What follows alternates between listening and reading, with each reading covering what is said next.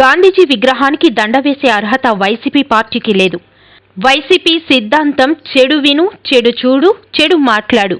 వచ్చే ఎన్నికల్లో 40% టికెట్లు యువతకు కేటాయించాలి.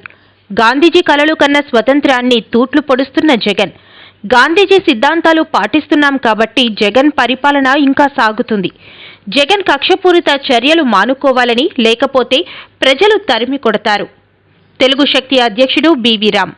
మహాత్మా గాంధీ విగ్రహానికి దండ వేసే అర్హత వైసీపీ పార్టీకి లేదని తెలుగు శక్తి అధ్యక్షుడు బివి రామ్ అన్నారు. మంగళవారం ఉదయం ఆయన మహాత్మా గాంధీ 76వ వర్ధంతి సందర్భంగా జీవీఎంసీ ఎదురుగా ఉన్న గాంధీ విగ్రహానికి పూలమాలలు వేసి నివాళులర్పించారు. ఈ సందర్భంగా ఆయన మీడియాతో మాట్లాడుతూ, గాంధీ మహాత్ముడు సిద్ధాంతం చెడు వినకు, చెడు చూడకు, చెడు మాట్లాడుకు అని చెబితే ప్రస్తుతం వైసీపీ నేతలు, ఎమ్మెల్యేలు, మంత్రులు గాంధీ సిద్ధాంతానికి వ్యతిరేకంగా చెడు చూడు, చెడు విను, చెడు మాట్లాడు అనే రీతిలో ముందుకు సాగుతున్నారు అన్నారు. ఎన్నో త్యాగాలు చేసి స్వాతంత్ర్యం సాధించారని, కుల మత వర్గ వ్యతిరేకంగా నిస్వార్థమైన పాలన సాగాలని గాంధీ ఆకాంక్షించారన్నారు.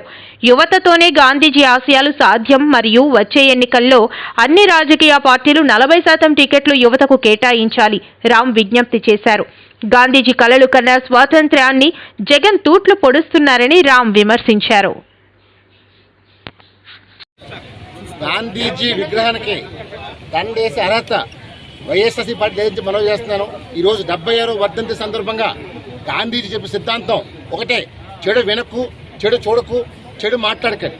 మరి ఈరోజు మనం చూస్తున్నాం గాంధీజీ సిద్ధాంతాలు వైసీపీ తూట్లు పొడుస్తుంది.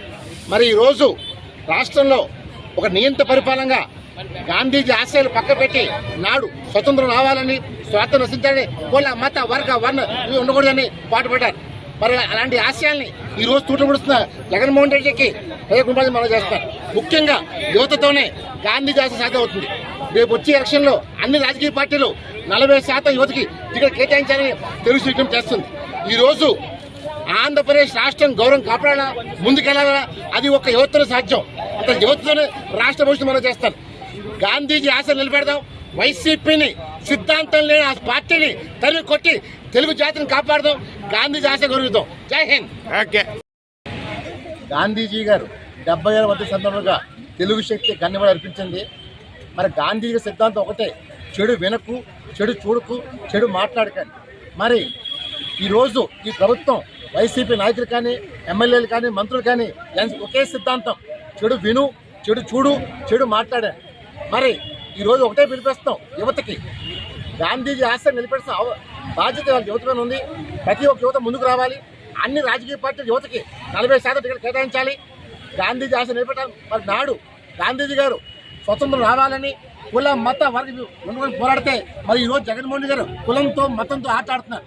మరి ఇలాంటి వ్యక్తికి నిజంగా ప్రజలు బుద్ధి చెప్పాలి. ఒక సిద్ధాంతం లేని ఇలాంటి జగన్ని తరిమి కొట్టి ఆంధ్రప్రదేశ్ రాష్ట్ర గౌరవం కాపాడాలి. ఈరోజు మనం చూసాం, మొన్నే సిద్ధమని పెట్టాడు. ఒక సిద్ధాంతం లేని వ్యక్తి సిద్ధమని పెట్టి నిజంగా ప్రజల్ని అవమానపరుస్తున్నారు. ఇవాళ కులంతో ఆట ఆడుతున్నారు. ఈ ముఖ్యమంత్రి గారి పరిపాలించిన నైతిక హక్కు లేదు. ఈ రాష్ట్రానికి కావాలి ప్రతిఫలమైన ఉంది. రేపు వచ్చే ఎలక్షన్లో జగన్మోహన్ బుద్ధి చెప్పి ఆంధ్రప్రదేశ్ గౌరవం కాపాడాలి. తెలుగు జాతి గౌరవం కోసం తెలుగు పోరాడుతుంది. జై హింద్.